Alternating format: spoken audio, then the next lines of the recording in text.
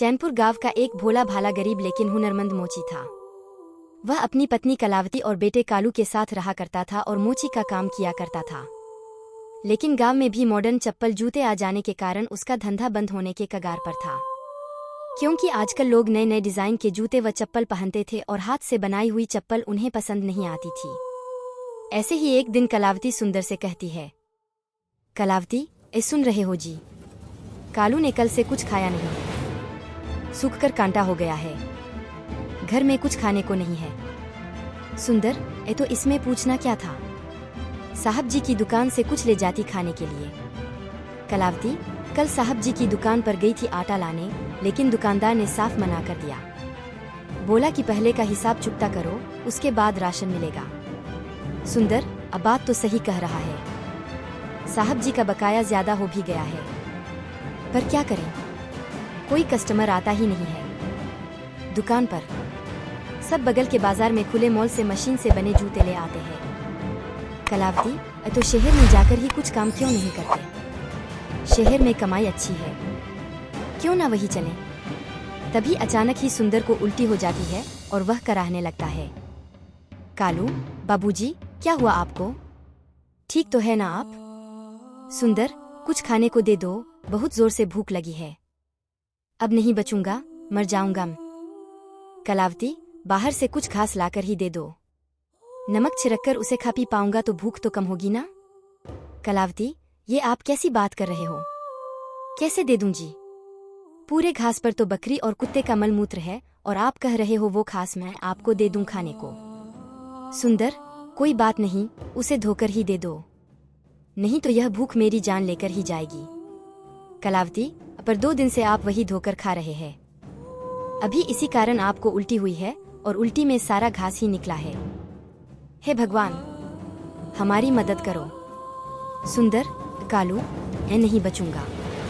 तुम्हारे हाथ में जो बैगन है वही दे दो, खा लेता हूँ। कालू, अब बाबूजी, ये बैंगन नहीं जूते हैं, लाला ने बनवाए थे, लेकिन अब बोल रहा है कि उनके दामाद ने विलायत से रीबॉक के जूते भेजे हैं, इसलिए वो जूते नहीं लेगा अब। सुंदर, कालू, मुझे कुछ नहीं दिख रहा है, मेरा पेट मरोड़ रहा है। मैं नहीं बचूंगा। कालू बेटे, शहर चले जाना, नहीं तो सब भूख से मेरी तरह मर जाओगे। इसके बाद सुंदर को एक खून की उल्टी होती है और वह वहीं पर दम तोड़ देता है। कलावती दहाड़ मार कर रोने लगती है, जमीन पर अपने हाथों को पटक पटक कर चूड़ियां तोड़ देती है। उसके कानों में अब भी बाबूजी के अंतिम शब्द सुनाई दे रहे थे। शब्द, कालू बेटे शहर चले जाना, नहीं तो सब भूख से मेरी तरह मर जाओगे। कालू पेड़ों की सूखी हुई पत्तियों और टहनियों को इकट्ठा कर किसी तरह सुंदर मोची का अंतिम संस्कार करता है और 13वें दिन 5 ग्रामीणों को खाना खिलाता है और अपनी माँ से कहता है, कालू, आ चलो माँ, अब हम शहर चल रहे हैं, वहीं रहेंगे। अगले दिन अपने घर खेत खलिहान को बेचकर वह शहर चला जाता है। वहाँ एक रूम किराए पर लेकर रहने लगता है। वहीं बगल के रूम में रहने वाला नारियल पानी बेचता है और दूसरे रूम में चनाचूर बेचने वाला झबरू बंगाली रहता है। एक दिन नारियल पानी वाला, अरे दादा, कहाँ से हो? जब से आए हो गुमशुदा बने चुपचाप बैठे रहते हो, कोई काम धंधा ढूंढा कि नहीं? कहो तो मैं लगा दूं काम भैया। कालू, मैं बिहार से हूँ, जहाँ भी जाते हैं एक्सपीरियंस मांगता है। मेरे पास तो चमड़ी का चप्पल जूता बनाने का एक्सपीरियंस है, इस वजह से मुझे कोई काम नहीं दे रहा है डॉक्टर। अब समझ नहीं आ रहा है कि क्या करूं, कैसे गुजारा होगा इस शहर में। नारियल पानी वाला, मेरा नाम है अय्यर पानी वाला, जूता ही बनाओ तुम सफेद हो या काला, ईमोल सब में जल्दी लगेगा ताला, क्योंकि हो रहा है गड़बड़ झाला। कालू, कैसे करूँ स्टार्टर भाया, कोई नहीं दे रहा लोन, बैंक हो या लाला। नारियल पानी वाला, कोई नहीं भाया, लोन देगा तुम्हें अय्यर पानी वाला, एडवर्टाइजिंग करेगा झबरू चनाचूरा वाला। कालू, भाया, मैं खूब मेहनत करूंगा और ईमानदारी से काम करूंगा, जल्दी ही तुम लोगों का पैसा लौटाने की कोशिश करूंगा। नारियल पानी वाला, जो दादा, ईमानदारी की बीमारी को बंद करो तड़ातड़ी, जैसा पैसेंजर वैसे चलाओ गाड़ी, तभी चमकेगा बिजनेस तुम्हारी। झबरू बंगाली और नारियल पानी वाले से लोन लेकर कालू मोची एक छोटा सा दुकान, सुंदर शूज स्टोर खोल देता है। उसके जूते सुंदर और टिकाऊ होते हैं। जल्द ही वह शहर के कस्टमर्स के टेस्ट और डिमांड को पहचान जाता है और उन्हें पसंद आए ऐसे जूते बनाने लगता है।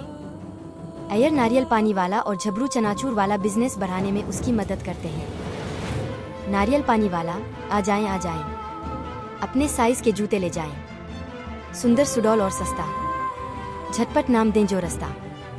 ग्राहक, भाई मेरे साइज के जूते यहाँ मिलेंगे क्या? मुझे भी जूते बनवाना है। नारियल पानी वाला, मोटे पतले हों या पहलवान, या हो कहीं के सुल्तान, सबके लिए यहाँ जूता है श्रीमान। जाओ अंदर जाओ, सब है हमारे पास। कालू, आइए पहलवान जी, आप लोगों की मजबूती को ध्यान में रखकर ने इस जूते में गेंद का चमड़ा यूज किया है।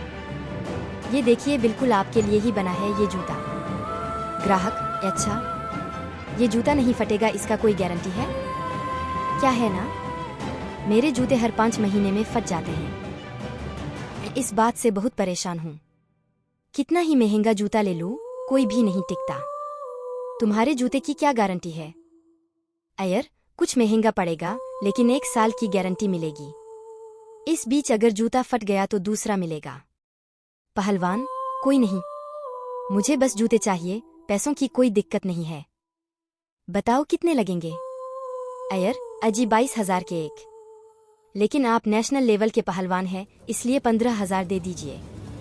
पहलवान, ठीक है, ये जूते पैक कर दो। अय्यर, अभी पैक कर देते हैं। जी, अगली बार जरूर आइएगा। कालू, तो भाई अय्यर, जूते तो 6,000 रुपए के थे, तूने 15,000 रुपए में क्यों बेचे? ये तो धोखा हुआ है ना?